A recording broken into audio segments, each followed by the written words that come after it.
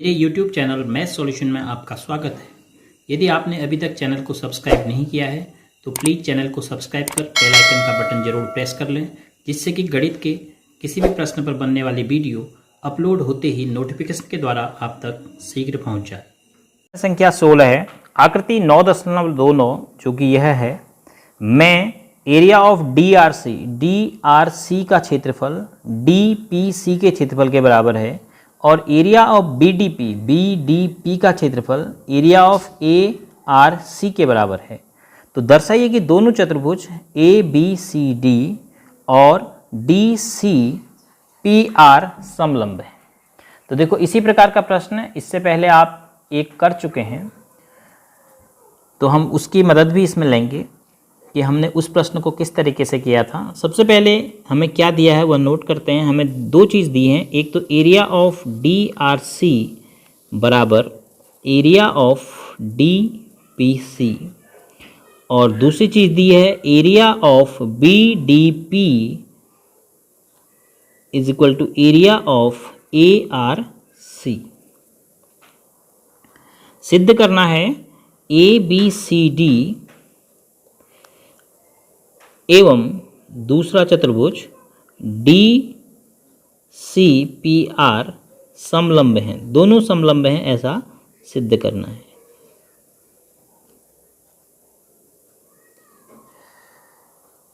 तो सबसे पहले हमें जो पहला भाग दिया है DRC और DPC, तो आप समान आधार DC अगर देखते हैं तो समान आधार DC पर बने हुए दो त्रिभुज हैं, एक DRC है और एक DPC है।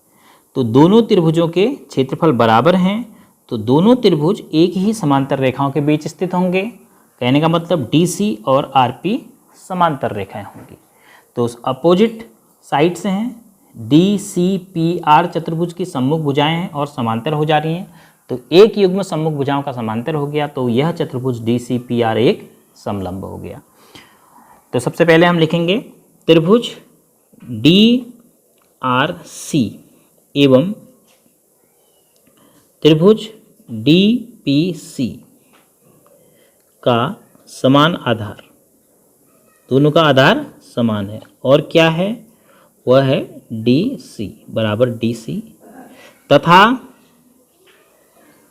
एरिया ऑफ DRC बराबर एरिया ऑफ DPC ऐसा दिया है।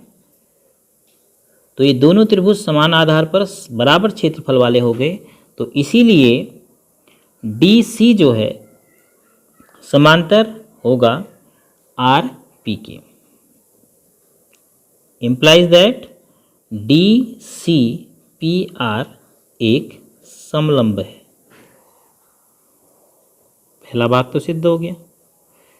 एक चतुर्भुज यानी दो चतुर्भुज थे हमारे पास, तो एक चतुर्भुज को हमने समलंब दिखा दिया।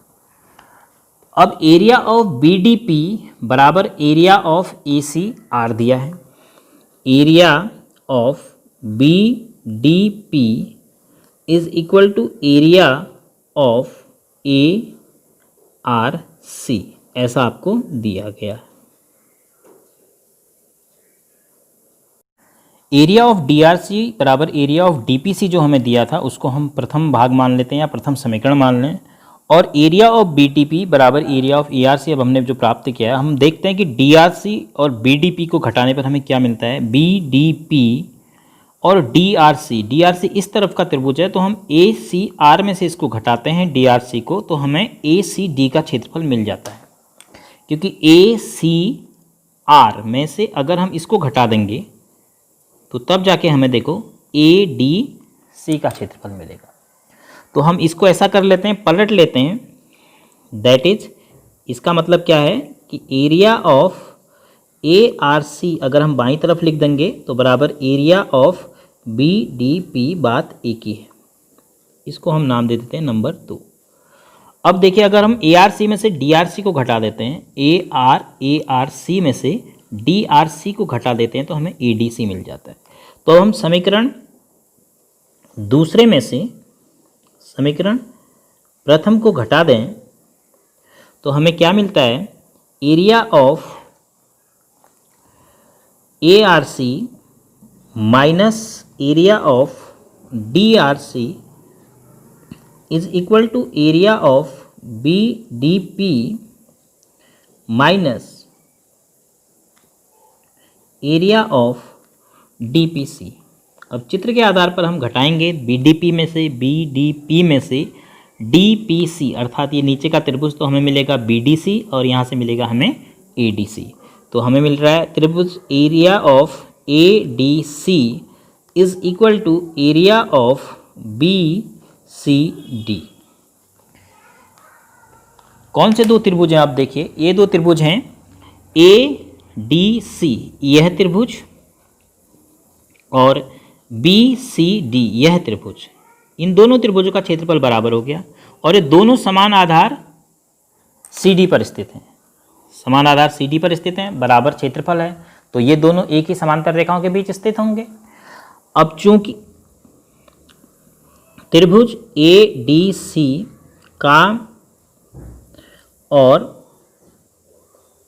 त्रिभुज BCD का समान आधार,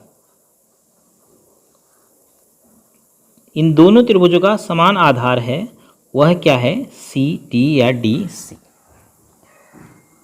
और दोनों के क्षेत्रफल बराबर हैं। इसीलिए CD जो है समांतर किसके होगा, BA के। CD समांतर BA। ऐसा क्यों कहा हमने, दो समान आधार वाले त्रिभुज अगर समान क्षेत्रफल के हैं, बराबर क्षेत्रफल के हैं, तो एक ही समांतर रेखाओं के बीच स्थित होंगे, अर्थात DC और AB समांतर होंगे।